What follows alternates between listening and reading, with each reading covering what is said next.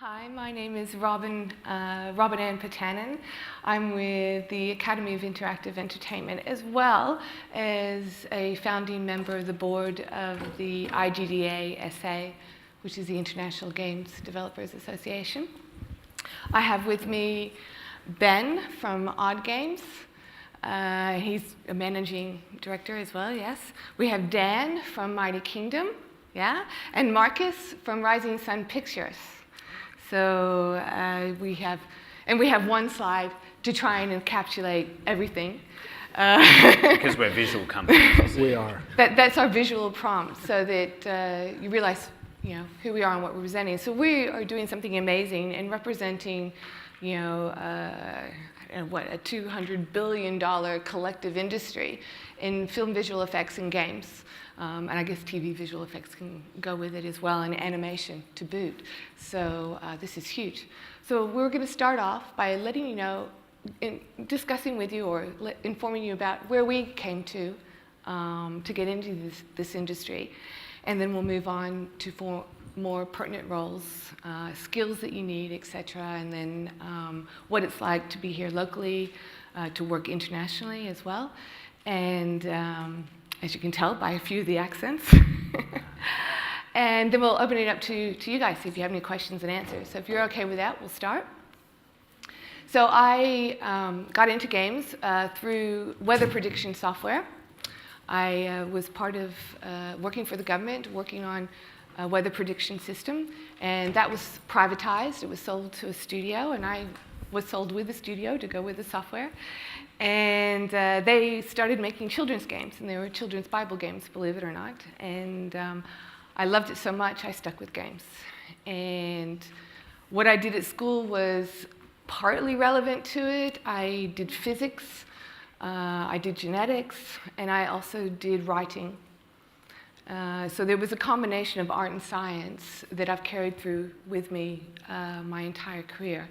I am now, everybody can congratulate me. I've just finished my doctorate, a PhD in digital games through UK, University of Arts London. Thank you. But to get there, I was actually kicked out of university. So it's a rocky path. It's not a straightforward path, at least in games. So that's me. Ben, would you like to introduce yourself? Yeah, look, it's probably a good lead-in. Probably all of us are going to have some really diverse entry points into gaming. My background, I guess, prior to getting involved in gaming was in fabrication and manufacturing roles. I guess, as production manager and different things like that. I guess during my 20s and 30s, I always thought I'd go to a bank, borrow some money. They'd lend me money because I thought that's what a bank did. But I quickly learnt out that's not what they do unless you have a lot of equity and so on. So when I turned 30, I had to change my approach. And then I went on to the Business SA website, and on the right-hand side, there was a banner there advertising like a startup commercialisation program that the government was running. So I went along to there. I've always had ideas about how to bring ideas, but didn't know how to commercialise them, and that's what this program focused on. So I went along there. Within the first couple of weeks, you'd stand up and you do a bit of an intro about yourself and why you're here, what do you want to learn. So I was there. Then I saw these two, they happened to be brothers, stand up there, and they had this working prototype of a video game. And they said, "Oh look, here's who we are. Here's what we want to go and achieve in the world, and we're looking for an active investor." And so I guess when I was up there, to me, that there was something that really resonated with them, something that I thought was a bit of an X factor that stood out. And I thought, I like video games. I played plenty of video games when I was a kid. I'll just go home and tell my wife that, our life savings, I want to, put that into a video games business. Like, this is a sure thing. What could go wrong? So I went home, told my wife my fantastic vision. She shot me down quite quickly, and it probably took me about a good 6 weeks for me to probably get her to come around to say this is a good thing and back me on it. So we did. Look, we got started, and I guess the story carries on from there, which you can probably go to our website and have a look. But learnt a lot. I don't do the technical side. I can't program. I'd like to program to try and help things along a bit quicker. And then I'd look after all the business stuff. So David, his mother, I guess, partner, he looks after the tech side, and his brother Terry looks after all the artwork, and I guess I'll pick up everything else. So that's how I got involved in the video games business. Loved every moment of it. I thought that video games was like the manufacturing industry, where you sort of plan out a project and you go, right, step 1 to step 10. Through, I guess, a bit of correlation there and readjustment, I had to change my mindset. It's all R&D, particularly what we do. So that was a massive mind shift that I struggled with initially to get my head around that, because I didn't quite comprehend or understand. Going, hang on, we're making something, why can't it just be A to B? But it's this massive spaghetti diagram that just takes forever, but you just need to understand that and hold with it. Thank you, Ben. Dan? That's a great segue, actually. I kind of came into the industry the same as Ben in that I learned everything about game production here in South Australia, but that was preceded by about 20 years of working in a lot of different industries that had absolutely nothing to do with video games. As Robin knows, I stepped off the plane in Adelaide about 17 years ago and got a job as a producer at Ratbad Games here in Adelaide, and mostly producing racing games at that point. I had one PS2 release while I was there for 4 years. Preceding that was an education in the film industry. So I did film production back at the School of Visual Arts in New York back in the 70s. And then I was a comic book editor for about 10 years. So I worked at DC and Dark Horse Comics, editing stuff like Superman and all the Star Wars comics back in the 90s. And then I did a little bit of web development in between leaving New York and coming here, which just gave me a little bit of understanding of the pain of R&D and trying to get entertainment happening within a digital platform. And that gave Greg Siegel, one of the founders of Ratbag, enough confidence in me to take me on board as a producer back when I honestly had no idea. And I don't have a programming background as well. I think if there's one thing that kept me thriving in the industry, particularly here in South Australia, to where I'm now general manager of Mighty Kingdom, where we have about 40 full-time employees. And if you pay attention to the press, we're talking about trying to scale up to between 200 and 270 in the next few years. It's about understanding that a customer wants an entertaining experience on any platform they're on, and Mighty Kingdom is an extremely diverse workforce, as well as trying to identify many different ways of creating entertainment products that are basically games, primarily on mobile phones, based on things like the Shopkins toy line, an upcoming Lego product that we're doing that I can't really talk about, and also doing some work for Disney in the past as well, and doing some original IP work. So I think going back to what Ben's saying, it's like you can come in from another industry with a fair amount of professional expertise on how to behave as a professional, and as long as you can find out a viable business plan, you can execute that professional component of what you do as a pro in a number of different industries, most particularly games, because it's a booming business, and we can get into that later. But yeah, here today I'm having the best time of my life, and I've been in industry for 35 years this year. It's been a long time. I'll segue to another veteran over here. He started when he was 4. I'm Marcus from Rising Sun Pictures. I'm 22 years in the industry, which coincidentally is the same age as RSP. The company started here in Adelaide. We have got a massive period of growth going on at the moment. I'll get to that through this conversation. Hopefully, give you some tips about how to apply as well, and what companies look for. So my journey started off in about 1989, throwing a stuffed animal off a Westfield shopping centre in Doncaster, Victoria, and turning it into a dog food commercial. And realised the insanity of that, and that the dog didn't really do well, even the stuffed animal. So I wanted to be a director. Everyone wants to start off somewhere and has that big lofty goal. So around about 7 years later, in '96, I'd heard a statistic in one of the trades, Variety, about 50% of all feature films in the next coming years would have some sort of visual effects. And I had no idea what this was. So if I wanted to be a director, I needed to understand what visual effects was. So luckily got involved in the company at a very, very entry level, a runner in fact, in London. First film was a film called Space Jam with Bugs Bunny and a couple of others, Michael Jordan. And it was horrendous. And it was the first film which, great outcome, but first film in which there was significant use of digital effects for backgrounds. It was actually the visual effects supervisor was it was Ed Jones, the same guy who won an Academy Award a few years earlier for Roger Rabbit. So they managed to get that interaction going between the 2D and the 3D, and last-minute decisions of about 6 to 8 weeks before the film was supposed to be finished, of hearing stories of an executive studio screening in Hollywood with family where allegedly a 12-year-old was asked for his opinion on the film and said, "I don't like the background of the stadium, I think it should be a bit more orange." And not a trivial thing to change back in those days. This is around about the time when you could fit maybe one shot on a machine and it would have to go frame by frame, FTP'd across, and none of these high-speed networks that we enjoy today. From there, it was moving on to films in production as co-producer on a James Bond film for the visual effects, Tomorrow Never Dies, Mission Impossible. There were films that were worked on that I ended up walking to video stores, I don't know if anyone remembers those, and seeing them and thinking, well, there was 9 months of pain, I think I'll pass and move along.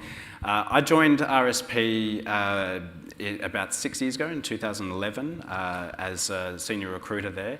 I now handle aspects of general HR, which is helping a lot of our people get through difficult projects at times with potentially long hours as well. It's a very hard industry to be in, but it's incredibly rewarding for the variety that people are able to get exposed to and the range of work. You're never doing two things the same. It's always something different, a different brief, a different sets of challenges, as you can see from some of the images on screen, where they might film it in one place and then want to reposition absolutely everything and change backgrounds, etc. So company-wise, we have 202 people, which includes 12 students through University of South Australia with us at the moment.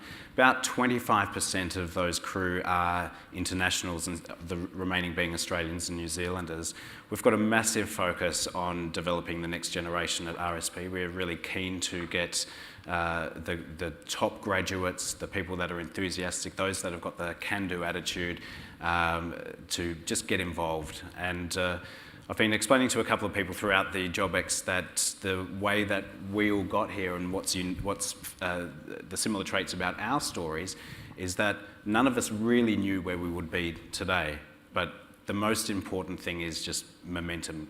The journey of 1,000 steps is taken with those first few. So you've got to just keep pushing and expanding that experience that you've got.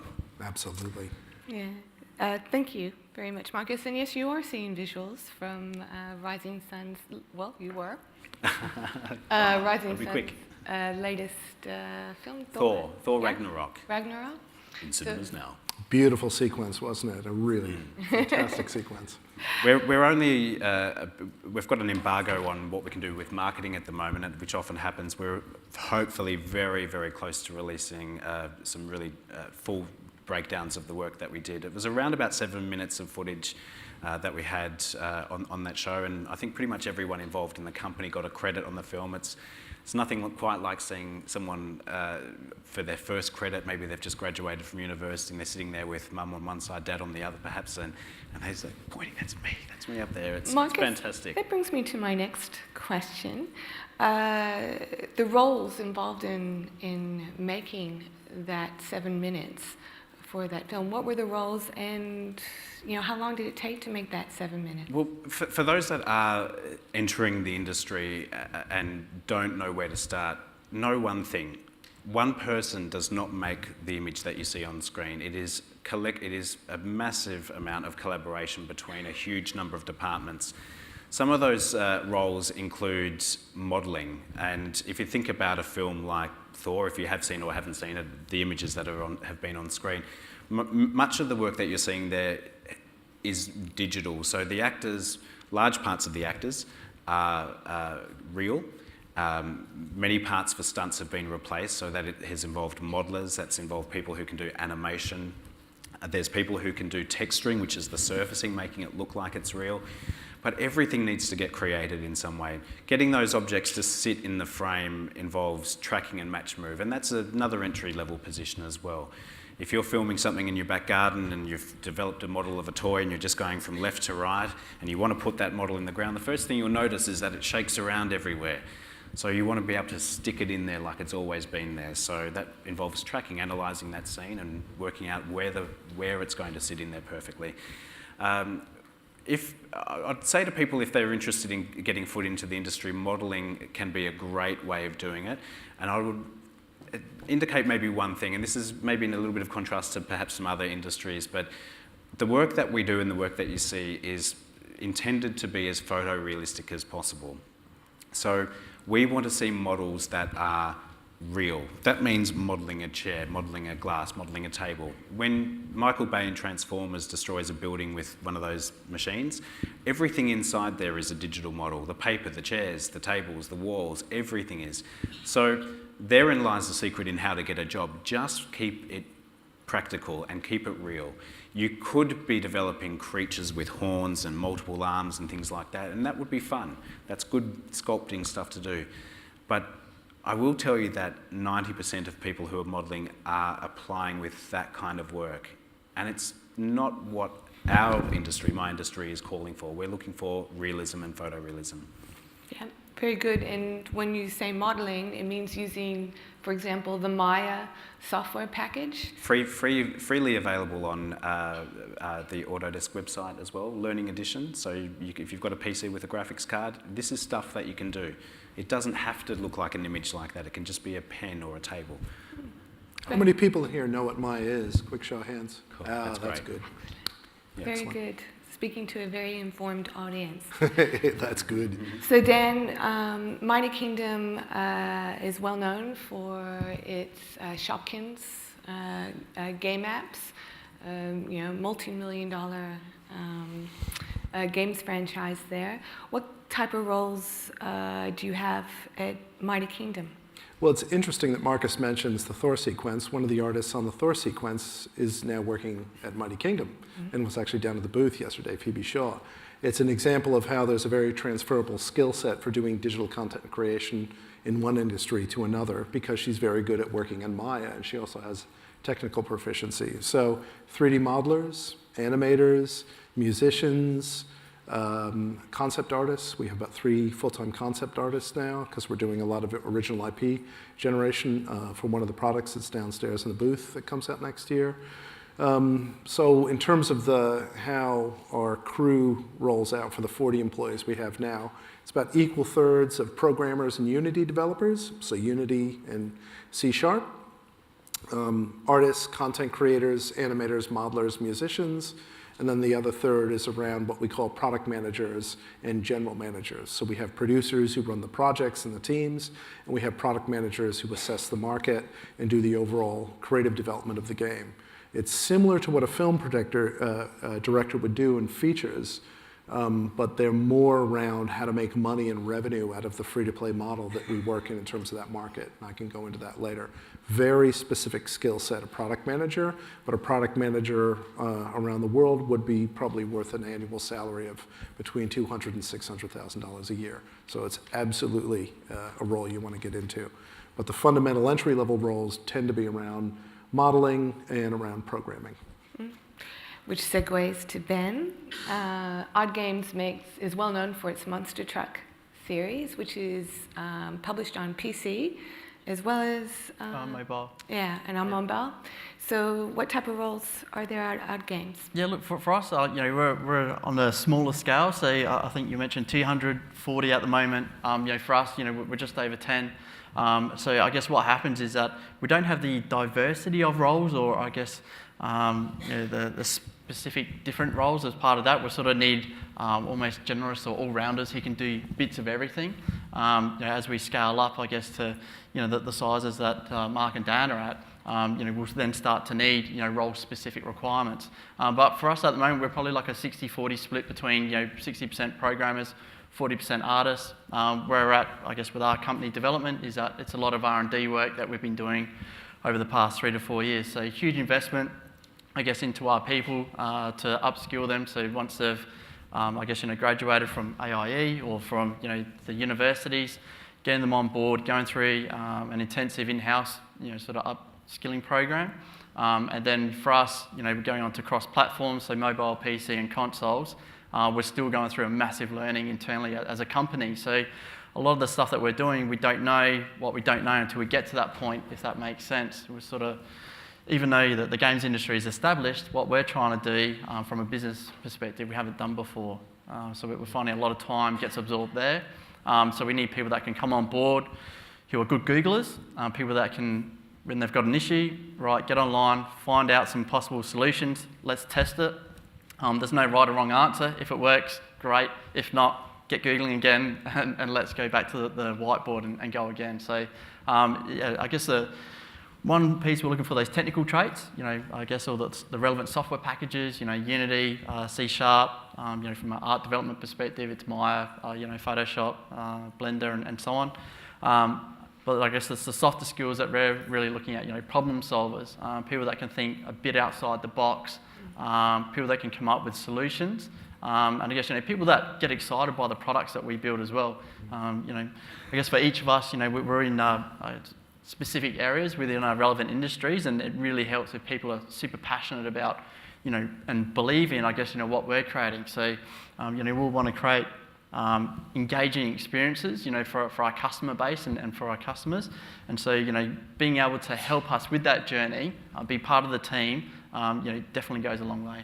Yeah. I wanted to just add, I tend to sort of neglect the other departments that we call upon, but right now we're looking for a junior recruiter, we've got a senior programmer, we've got production staff that we're looking for as well, so people that have got great communication skills, coordinators, production assistants come up from time to time, producers who handle the money. So there's frontline support people who do triage for if any issues that come up on the floor.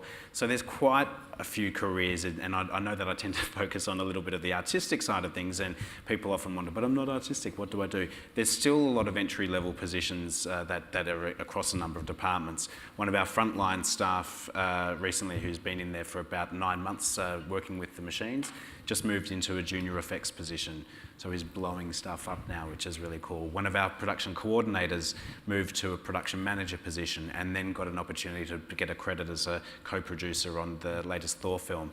So we will often, and also because of our location, we will often move people in and out of roles as well and get them to operate as flexibly as possible.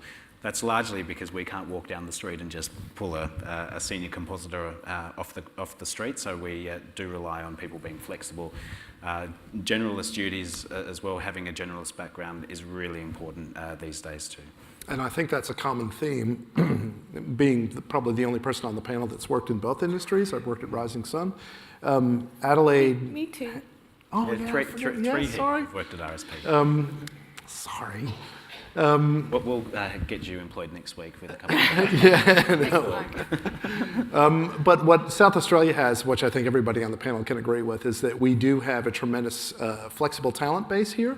I think to succeed in the screen industry, the games industry, or anywhere in the digital content creation industry requires a certain amount of generalist skills if you're working in a small talent pool, in a small industry pool like South Australia is.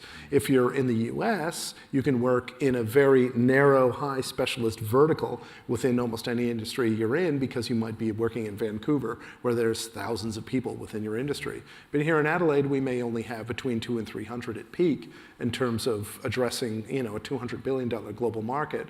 So you find just within this panel yourselves, people at different levels of education, different kinds of skills approaches, none of whom actually have any core technology skills, which is interesting, working in a very technology-driven business. So Marcus makes a very good point there. It's about your passion and your love of the medium that you're working in and what experience you want to deliver to your customer. I've done racing games like Ben has. I've gone out to Murray Bridge and strapped mics on sprint cars when I was working at Ratbag, and I just loved it. Loved being in that fan base. I'd love to do an AFL-based game. I love footy, You have to be really focused on the experience you're creating for your customer in any medium you're working in. Otherwise, they'll instantly find it authentic and, unauthentic and cheap, and you might as well be working on the Emoji Movie that tanked so horribly at Sony. Right? Oh, I'll so sledge them. There's no Sony reps here, are there? That's okay.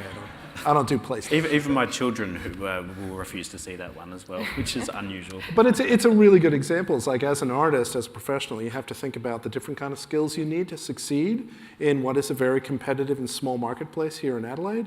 But it'll also give you an advantage if you choose to grow that out into a business, as Ben has.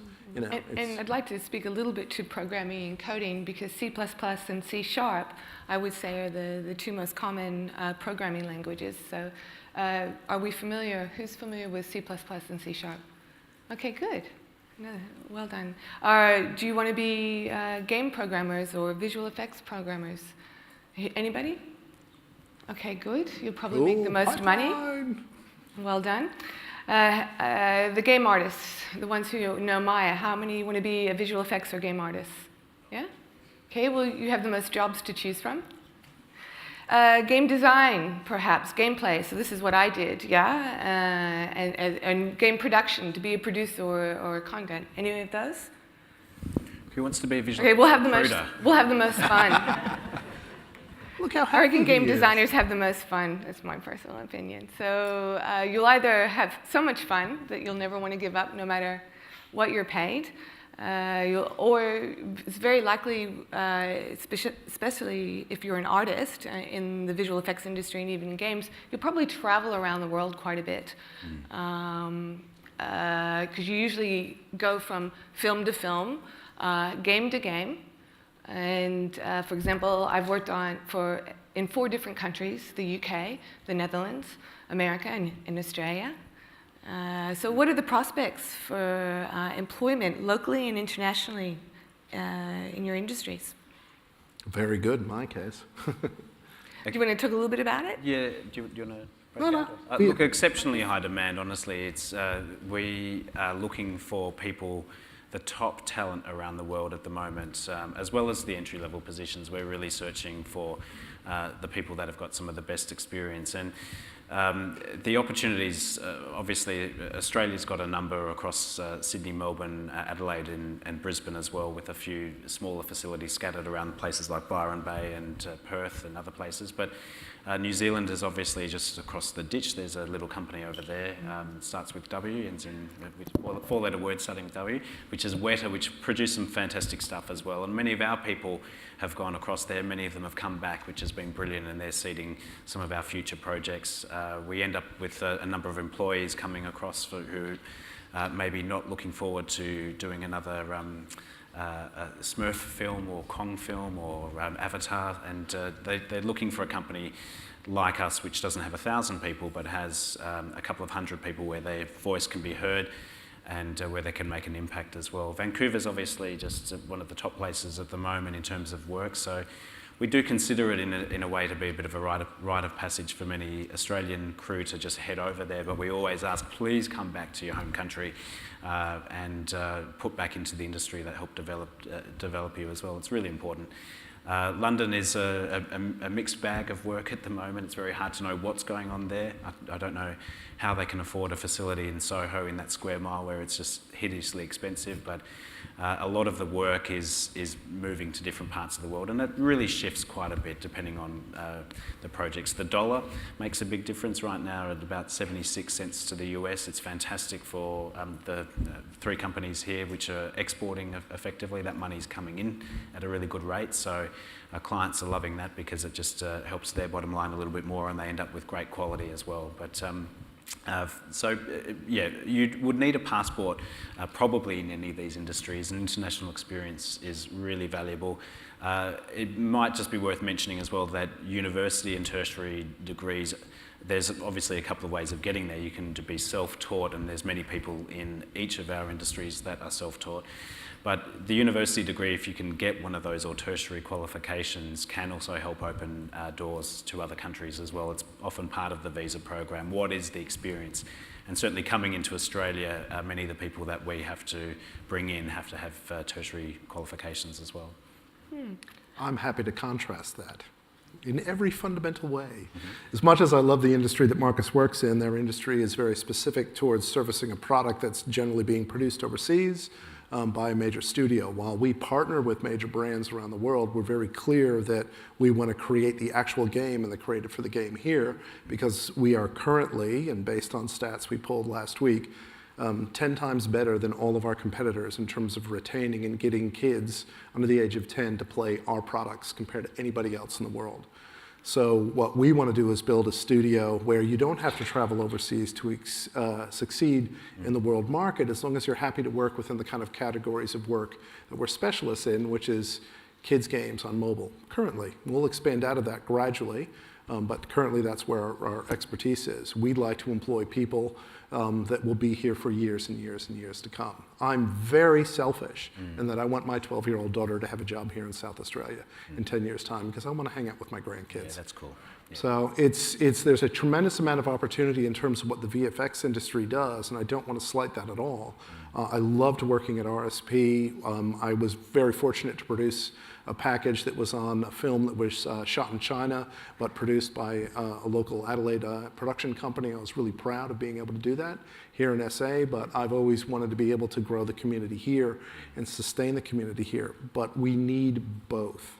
So folks like Ben and I need people like you coming into industry in a number of different threads, getting conversant in the tools of creating great digital content, whatever the end result is, and hopefully being available here in South Australia. I know that RSP is very passionate about growing local talent as well, and often, having been there, the local talent will go overseas, spend some time in a large studio, pick up some skill sets, but often come back to RSP, like Adam Paschke did.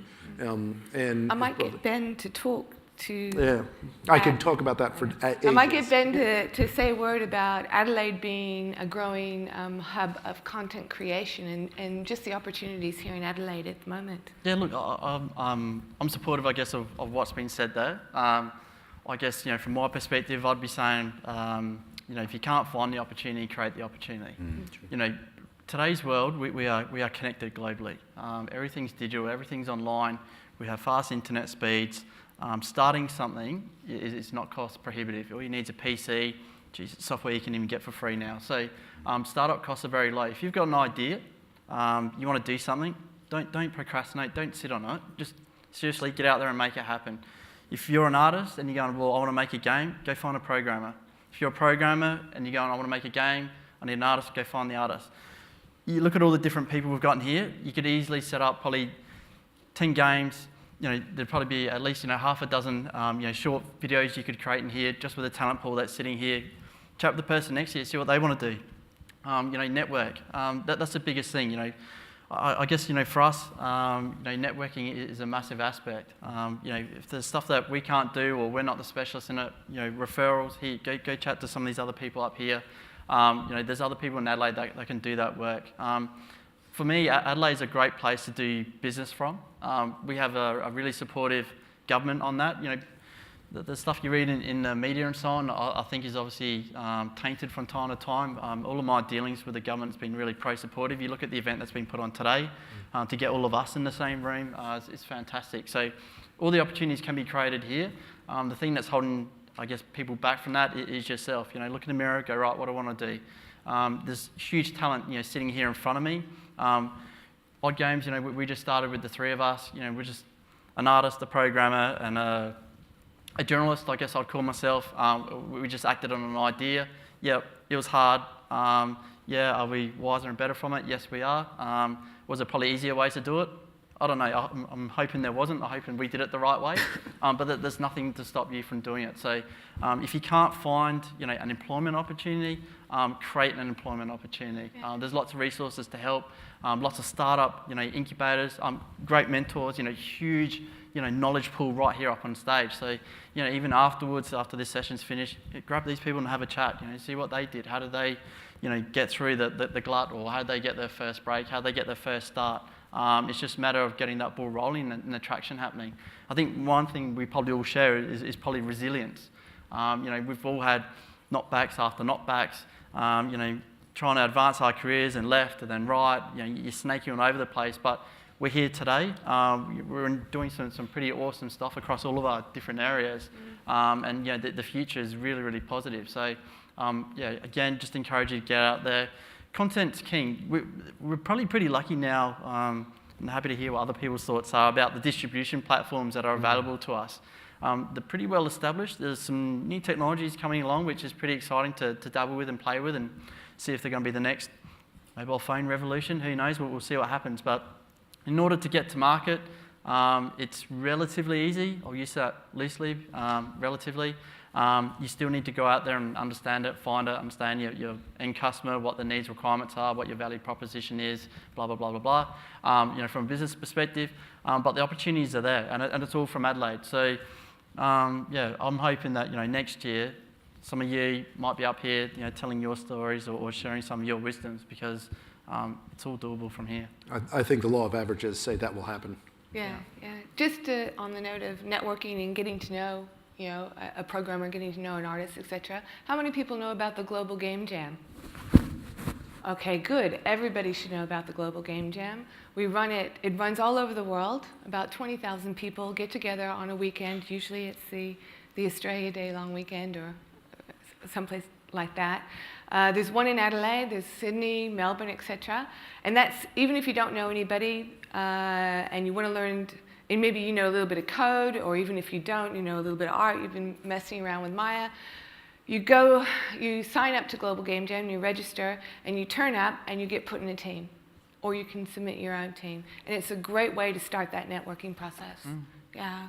And soon we're going to have a Game Plus as well, which is going to be a hub for game developers to get together, hang out, as well as work. Mighty Kingdom's going to be there. And that'll be another place where you can network too. So people know about Game Plus. When that opens, Mighty Kingdom will take 60 seats of the facility. We currently have 40 staff. So what does that tell you? I'm paying rent on 20 empty seats. What does that tell you? I need to hire 20 people so I can justify that rent. Me, that's my job. So there is a tremendous amount of growth opportunity within the industry right there. Obviously, Marcus, I know, is a lot skinnier than the last time I saw him because he's trying to fill seats at Rising Sun. So we're in the middle of a fantastic boom within this business. The games industry itself, with no formal interaction from the federal government in Australia, and I'm not too bitter about that, I am, has grown 26% in the past 4 years in terms of employment.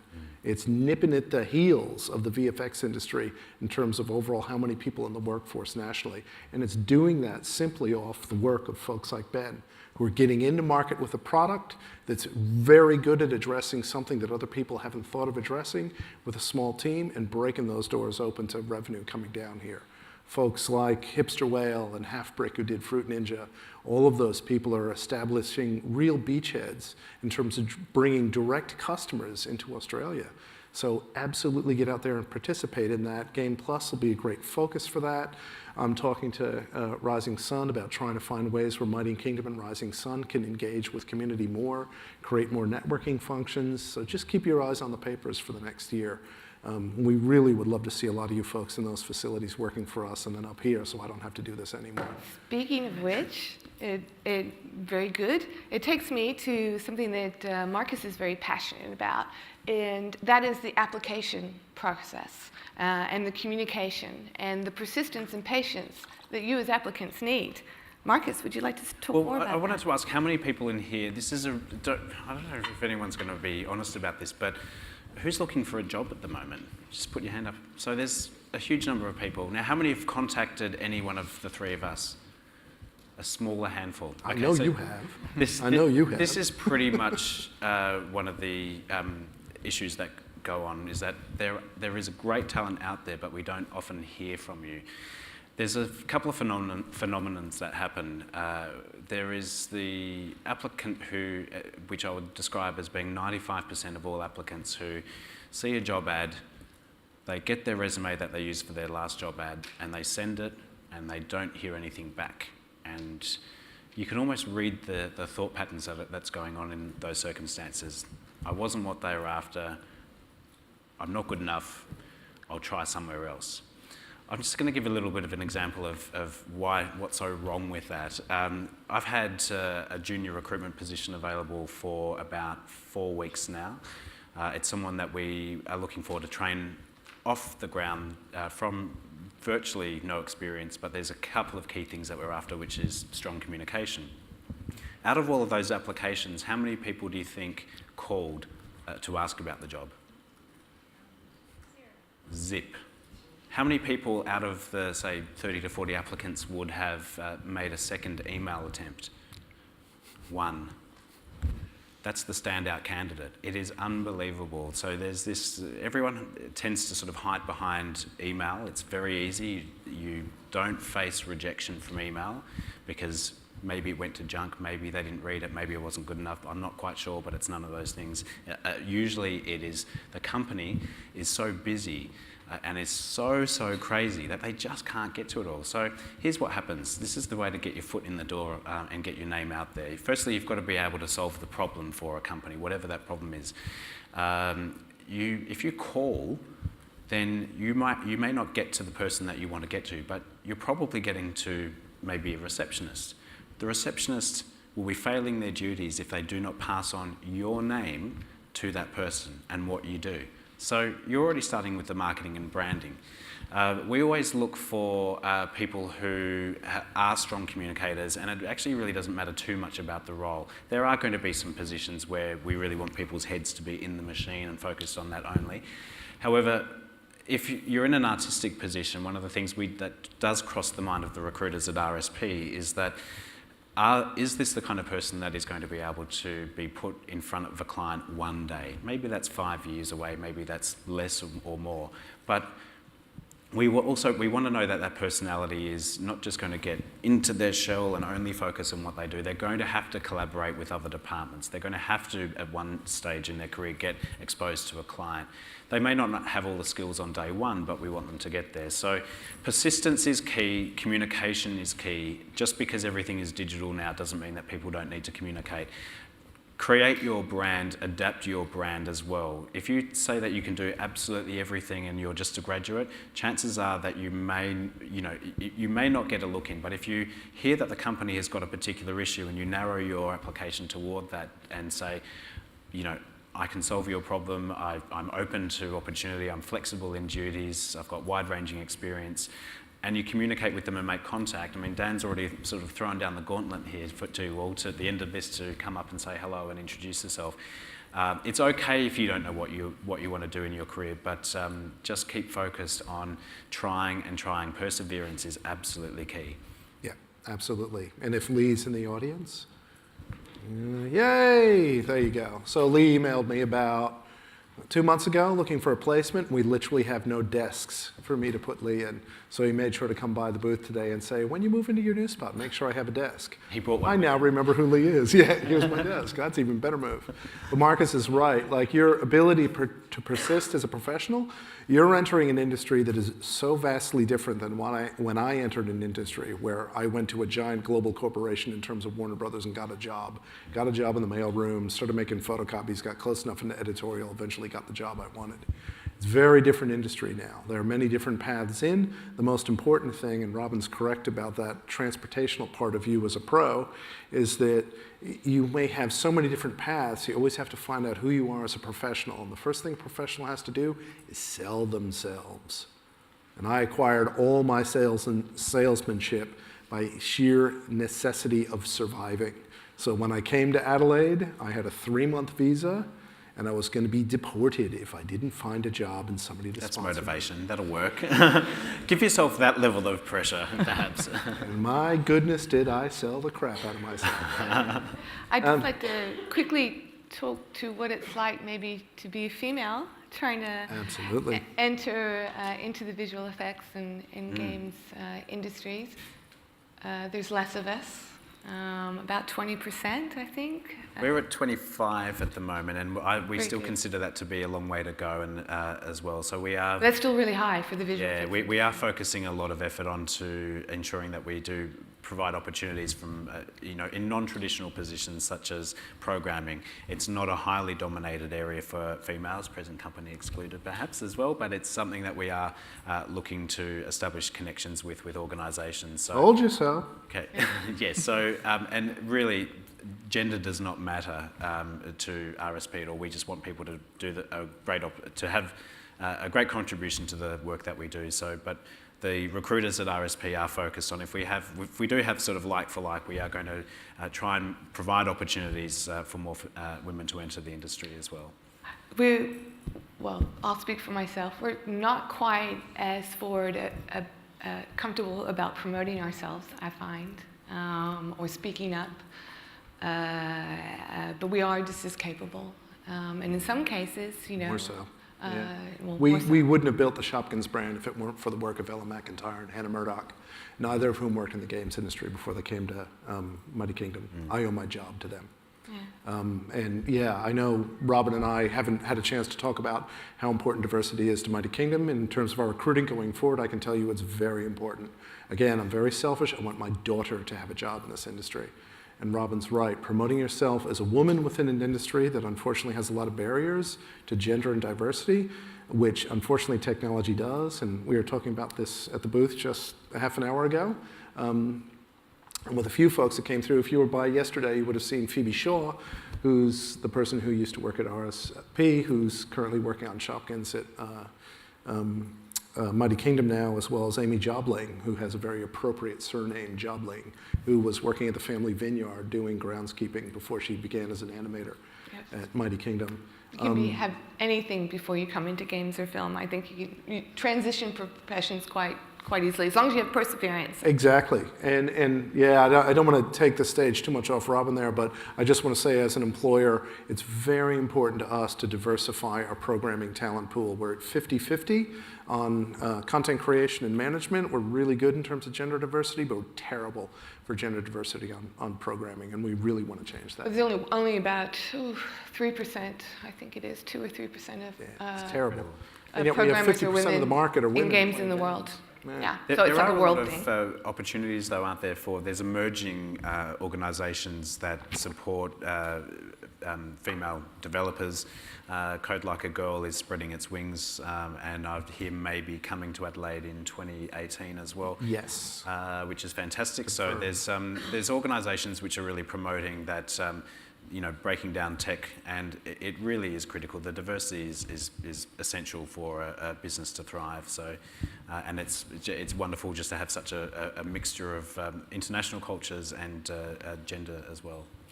Okay, great. I'm thinking now's the time to throw it out to you guys, if that's all right. We're getting close. So the thing is, raise your hand and talk. Okay, good. Go for it. Whoever's got questions, raise your hand just for me now, just so I know which way to go. Hi, I have a 25-year-old son that's just returned from Germany. He had the view of going over, working in a winery, but to actually go and have a look at the film industry in Germany, because he was told that was one of the best. And I'd been told Rising Sun is here, and we're very lucky to have it in South Australia, but he didn't know much about it.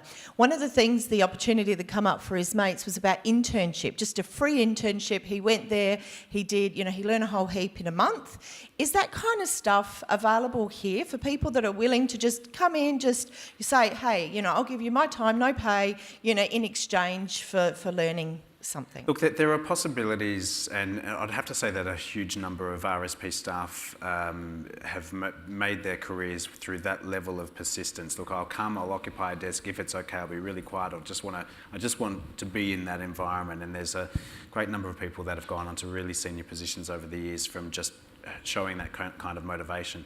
We are getting huge numbers of requests for that at the moment, and we do have some difficulty, which is that there's a large amount of copyrighted material. You can imagine working on Game of Thrones, and we have a bunch of interns in 6 months who are seeing the end of a significant sequence, for example. There are risks that we need to manage with that. I will say that if just saying that for an applicant who comes in and just says, I'm interested in doing an internship and I think I'd be okay, they really need to have some skills as well to get that first foot in the door. And that's going to largely come, even if they haven't studied formally, from just self-education. Because open the doors up to every applicant that would come in. We'd have a dozen a week. Honestly, it would be too many. So we do want them to have a meaningful experience when they do come in, and that means that if they can somehow get to sit on a machine and maybe add a little bit of texture to Thor's hammer or something like that, that's a lot more tangible than just sitting there in that traditional work experience and watching someone else do it. By end of day one, they're all thriving. They're all desperate to get onto this machine and do something. But to do something, you need to understand the software to begin with. I couldn't walk into any of these companies and say, I just want to be a developer for the day, for example. They would laugh at me and say, come back when you've got a bit of code behind you. So AIE does work experience in all the different roles, and that's free. And that gives you a taste of each of the different roles. But I know Ben's company offers internships. Yeah, so we do work placement. So if people are enrolled, I guess, in tertiary studies, part of might be the final year, part of their requirements that they go out into industry. We do placements there. I think we've probably done about half a dozen this year. Yeah. Also, I guess with people in secondary school. So if you want to do your work experience, you want to just see what a studio's like. We offer those areas as well. Where you can come in, and you'll, I guess, a lot of the time probably do a bit of game testing for us, just to get, I guess, a bit of an appetite. How does a studio of our size work? It's going to be different experiences for, I guess, Mighty Kingdom and Rising Sun. But game testing is very common in the games industry as an entry point. Yeah. Yeah. So it gives you a bit of a taste to go, okay, could I work in this industry? Get a bit of an opportunity to have a bit of a chat, with some of the people in there, find out a bit more about their roles, and is something there of interest that you might want to pursue a bit more afterwards. Okay, maybe next question. Yeah. All right. Myself and the people either side of me. Raise your hand. Yep. Thank you. Yep. Yeah. We are all on the tail end of our TAFE course for video game art, and we're all working on our portfolios at the moment. So I suppose what are the kind of things you look for in a portfolio when hiring either interns or just in any position? You want me on that one? Anyone, I suppose. What makes you unique? Where's the wow factor? Where's the value proposition? Why are you different to everyone else? What do you bring to the table? So I think similar to what Marcus was saying before, what problem or opportunity, I guess, can you bring, to the company? So, Odd Games, we focus on racing sports. If someone brings in something about an RPG, I'll be like, I can't see the applicability. But if someone brings in something and goes, here's a monster truck or a speedway car, I'll be like, let's have a look. So from my perspective, from Odd Games, that's probably how we would look at it. And that's actually a really good segue into what I was about to say, is that a young man by the name of Jonathan, I remember his name, came by the booth yesterday and showed me the portfolio that he made for us before he came in. And, I think my mic went dead. Can you hear me well enough? Yes. Yep. He went offline, looked at the work that we're doing and some of the work that we might be doing in terms of the kind of game market that we publish into, and he had a pre-prepared 3-page portfolio that was around that. So Ben's exactly right. Look at the company and what they do in terms of what they do, but think about the market that they go into. So he went from doing a set of this is how I would design the user experience for a kid's game to what I would do if I were working on a Twin Peaks kind of episode-based title as well, going from photorealistic to very cartoony style. Fantastic. I'm definitely going to get that guy in for an interview with crew. Are you interested in film as well, or is it mainly game? Yeah, either or. Okay, so I would say one particular thing, which is that the not the best type of reel to have, the opposite to perfect, is going to be 3 minutes of exactly the same, because we don't do exactly the same in the stuff that we do. We look for variety of work and adaptability. But if you've got a game environment that is, focused on I'm not a gamer, but a Quake engine, is that the way that we would say that? Or Quake-like environment, for example. There's probably newer versions than that, I'm sure. But there's... Oh, 90s. But there's I'm going to show my age through the games. Remember, Pac-Man, right? No. So... Actually, that's more applicable nowadays. So the variety within that is look, it's great that you could get a game engine working and you can create a shoot 'em up in there or first person. It's fantastic, but being able to do a bit of variety would be really important for what we see. And we would look at that game environment and consider perhaps that they could be an environment modeler. So then we'll start looking at the quality of those assets, the models that are in there, the quality of the textures that are in there, how realistic are they, and is there stuff that we can use to work on. But again, it's if you're even a film student, a similar type of response would be, don't have 3 minutes of exactly the same stuff, of your own masterpiece that you wanted to do, of some character living under a rock somewhere. We want to see the adaptability, because that's what we do. And very quickly, the South Australian Film Corporation used to actually pay and support for people to cross-train from one medium to the next. They canceled that program when Annabelle Sheehan came in. Annabelle's going off to New Zealand. They're getting a new CEO. I would definitely go and talk to them about whether or not they're going to bring that program in. We had Carl Sizikowski from AIE was actually working on Hunger Games, while Marcus and I were at RSP.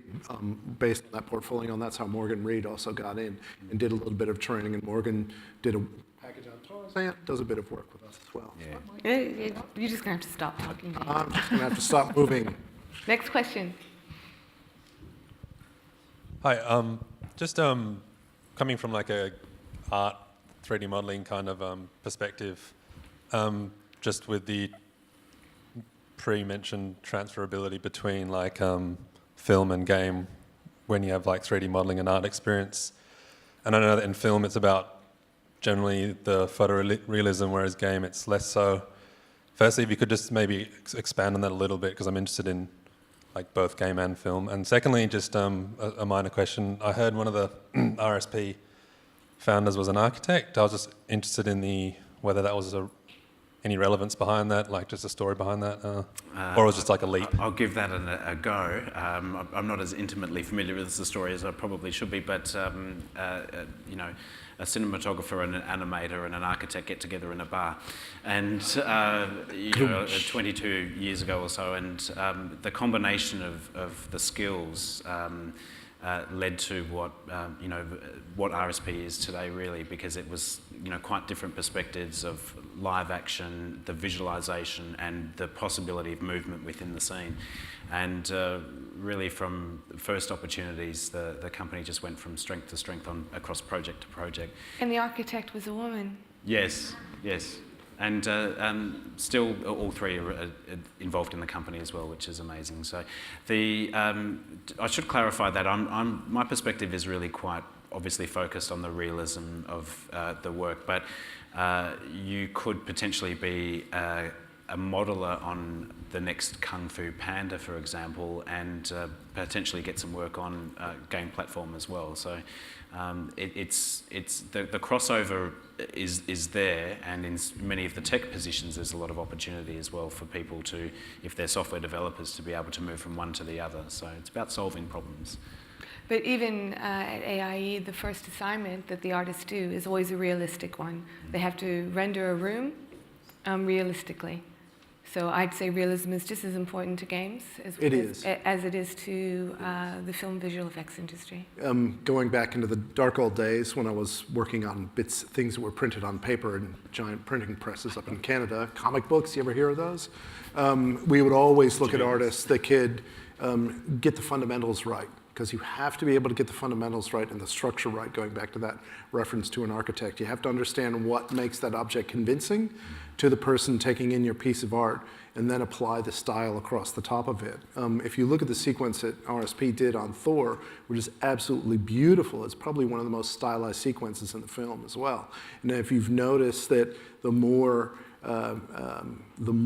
being able to do photorealistic work in terms of visual effects becomes a common thing, the more they're starting to push the boundaries of how to create more beautiful images with the underpinnings of realism as well. And I think games is quickly getting to that from the other side. As the hardware advances, I don't know if you've seen the Last of Us trailer for Last of Us 2, stunning. Like, how close are they getting to something that would have been a reasonable piece of VFX work, say, 4 or 5 years ago, but rendered in real time? So they will converge, and I think an artist has to be conversant in both. Actually, that's really good, because Ben also, Odd Games does realistic monster trucks, don't you? But what's your R&D about? Yeah, look, all of our R&D, I guess, is largely sort of physics-driven. You know, mass. It's about, you know, mud. It's about water flow. It's about having Still realistic. friction, damage. Yeah, I mean, what we're trying to replicate is almost simulation style, but within a nice gaming arcadey feel. So, not trying to be a simulation type game, but trying to blend in arcadic aspects of that. So I think that hopefully that answered your question. Yes. Any others? Go for it. My question's directed more to Marcus, but this would be applicable to the others as well. What's the sort of blend between technical and creative skills like? Is there a sort of need to have both quite soundly, especially if you get into an industry or like just a company such as yours where you do have 200 odd people? I'd assume there's probably people that are more into the heads down coding side of things and then others that are doing more of the creative side. Is there kind of would it be nice to have both of those combined into the one person? Yeah, look, they seem to be often at odds with each other, but there is a connection between the two, without question. There's the programs and software that we use are open tools that you can more or less create anything on. It's the combination of how you put those tools together to be able to get the visual solution, and some of them are incredibly technically driven. A package like Houdini, for example, is you could spend possibly a lifetime just trying to be a master at it, and there's very few in the world that you can ask them to do anything. And by that I mean they may be fantastic with crumbling a building and using the software to destroy a building, but then ask them to do an ocean or a waterfall, and you might hear that's not my specialisation, and that's because that's understanding fluid dynamics to a level which is quite different from aspects of gravity and material destruction. So the creative is critical as well, but it is possible to, if you're not naturally artistic, I'm one of the people that firmly believes that the eye can be developed, but you have to be open to constructive criticism along the way for your work. You have to be able to take feedback, and you have to be able to adjust as well. And there's no point sitting there. We can't say to our clients, well, we think it looks all right. We've got to really take the direction from them and adjust the work as much as we can. But being able to be self-critical and with the process of what quality assure your own work, provide a QA on it, means that you're not passing crap on to the next person to have to fix and resolve. You want the best quality product leaving your desk, your machine, moving on to the next department to handle as well. So, if you do get advice early on in your careers, for example, about we love it, but try making it this way, don't take the attitude of, well, no one's ever had a problem with my work before, why should I adjust it? That's just their opinion. It's because they're effectively your client. You need to adjust the work, get back to them and say, what do you think of this version? What do you think of this version? I actually have an anecdote from RSP that applies really directly to your question, if you have the time and if you don't mind. I don't know. But very quickly. Oh, okay, cool. We can just keep hanging out. But very quickly, there was a matte painter, Nick Cottrell. Remember Nick? So Nick Cottrell came into RSP when we were working on a piece where he was doing matte painting work, which is probably the least technically complex you would think piece, because it's the static image of, say, a forest or a backdrop or the extension of an environment that doesn't exist, that they photograph, that you're painting in photorealistically. But Nick was very technically adept. And during the course of the production, he was getting more shots through and more matte paintings through and getting a better interaction with the compositors, who were literally at the opposite end of kind of the production chain of where he was working when they were laying his work into the final composited and assembled image. So I think being an artist, regardless of how good you are in terms of capturing beauty in an image, to have an understanding of the workflow, technical requirements that you're in, writing shaders in terms of game engines, like it's a fundamental skill set. Yes. Phoebe Shaw, who came across from RSP to Mighty Kingdom, the reason she got through is, we dropped that again? She's got a really good technical grasp of the kind of work that she does, and she's doing really, really well in her first 6 months there. So she's worked both at RSP as well as Mighty Kingdom, just in case you missed the first part. So to be able to, advance your career as an artist, and as Marcus said, get a better result, you've got to get your technical stuff down. Even if you just understand the fundamentals, definitely get into it. I think we're having trouble with our technical. My battery's dropped. Could be. Another question, yes. Yeah, I just had another question. When it comes to a role for someone such as a technical artist. When you come to showing a portfolio for art, it's fairly easy just to slap images up. But when you're trying to demonstrate a technical understanding, how would you recommend going about that in a portfolio sense? I'd say show the progression that you made to do a shot or to do a model. So show your wireframing and all the different stages, the texturing stage, and then when it all comes together as well. That's my advice. And that shows, technically how you built it, because yes, anybody can put an image on their portfolio and claim it's theirs, especially students who are all doing the same image or the same, subject. You have Make a Ben? game. I'd agree. Okay. Yeah, or make a game. Go find people who you can make a game with and collaborate and make a game. I'm absolutely, if I get a whole team of people that come into me who know how to work in something and actually made something, and I did this bit, and I did that bit, and I did this bit, they're either going to get a job at Mighty Kingdom or they could be the next Odd Games. That's what you really need to do. You need to think about that. You must collaborate every chance you get with people who don't do what you do. So something that I'd like to point out is the games industry back in the day, in Australia at least, was about 3,000 strong. It went down to 500, and now it's growing. It's up to 900 Australia-wide. And I imagine, before long, thanks to MK, and Odd Games and a few others, it's going to climb up well over the 1,000 and get back to 3,000. So we need lots of skills, and I'm not quite sure what the aspirations are of Rising Sun Pictures in terms of, there's only so many people you can fit in your building, Marcus. There's more buildings. No, we keep things across 2 floors at the moment, but we are getting close to capacity, so interesting times ahead. Yeah. Any other questions? It's hard to see. Oh, yes, there's one. Hi, I just wanted to ask about the application process for programmers. As an artist, you'd have a portfolio, a showreel. Yeah. But as a programmer, with things like GitHub and other websites like that, be able to show our work through that? Absolutely. Or any other ways to get our work out there to you guys, basically? Yeah. Very briefly, this may be a little bit more the domain of these chaps as well, but I love seeing for programmers a proposition of what, on the resume, for example, what the problem was and what the solution that the individual provided. There's too many people with resumes that will just do C++, Python. They'll talk about the software in the level of experience that they have, but they won't talk about, again, the problem is what they've been trying to solve. That's what software is doing. So if you can describe that story, and that you had timelines that were too tight, that were, impossible deadlines perhaps, you collaborated with others, that kind of language is, again, representing what happens in the real world. Do you look at commented code at all? Or? I beg your pardon? Commented code, so in other words, the raw code with... We don't tend to ask for that. We do. We may have people that in more of the senior positions where we'll analyse some of the code as well and just look at how well it's been put together. Is it able to be picked up by other people? Is it annotated in any particular way as well? But probably more in the senior levels as well. A lot of it's going to revolve around conversation and understanding what issues they've resolved and maybe talking to the people that were the customers as well. And that applies across any application, not just programming. I think specific to you, what I would ask as a person who's actively looking to employ somebody specifically from your skill set and demographic, which I think I made pretty clear, so please call us.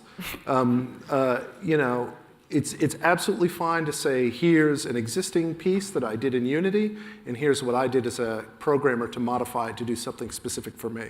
So very much what Marcus is talking about is, here's the problem I solved.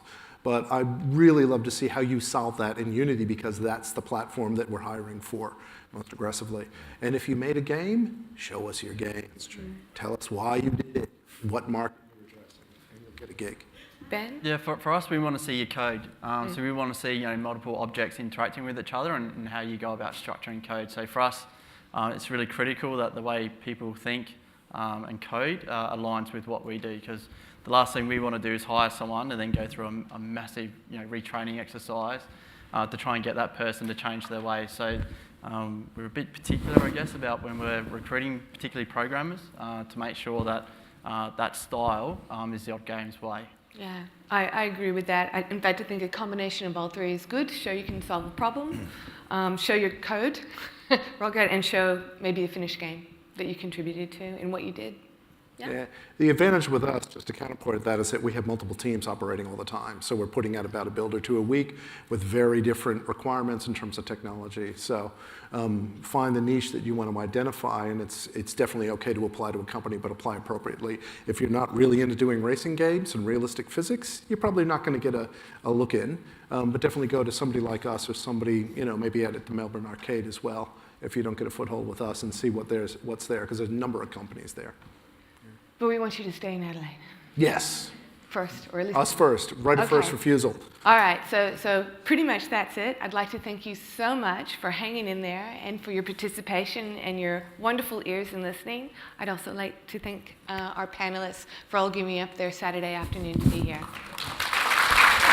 Thank you.